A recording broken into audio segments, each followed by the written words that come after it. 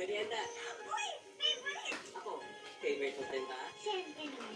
Sarap ng feeling malaman na ang paborito nila